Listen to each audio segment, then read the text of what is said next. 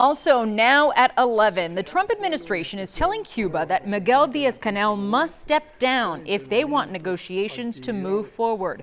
According to the New York Times, people familiar with the ongoing talks say the White House wants Díaz-Canel out, but that so far the Trump administration is not pushing for the Castro family to abandon power, which could mean the communist government would still be in place. Sources tell the Times the U.S. would leave the next steps up to the Cuban people. And at the same time tonight, President Trump is saying it would be an honor, quote, taking Cuba. This all comes as the regime announced it will now allow Cubans living here in South Florida and across the U.S. to own businesses and invest on the island. But Cubans here in South Florida are skeptical. CBS News Miami's Anna McAllister is your reporter live in Little Havana at Versailles Restaurant with reaction. Anna? Lauren, local leaders say that Cuba cannot change economically until it changes politically.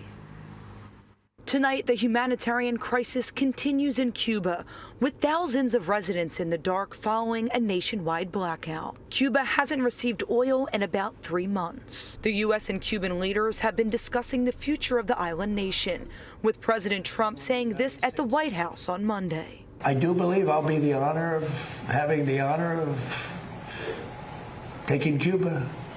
That'd be good. That's a big honor. Taking Cuba. Taking Cuba in some form, yeah. Taking Cuba. I mean, whether I free it, take it, I think I could do anything I want with it. You want to know the truth? They're a very weakened nation. President Trump's comments come as Cuban leaders announce Cubans in Miami and around the world can invest in businesses and property on the island. La respuesta desde Cuba es sí. Cuba's doors are open to do business with American companies, but there is only one problem. Right now, U.S. law does not allow this, but Cuba's doors are open.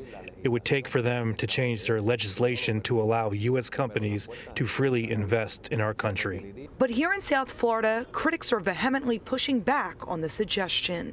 We are asking the administration not to engage to stabilize economically the regime by having business people from here go and do business with the regime in Cuba. My response to that is an act of desperation, and that anybody who is going to be investing, especially with this regime, is insane.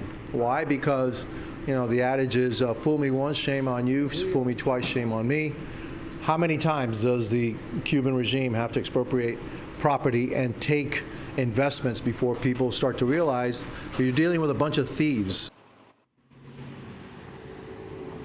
And the Ministry of Energy says that power is starting to come back to the island after today's nationwide blackout.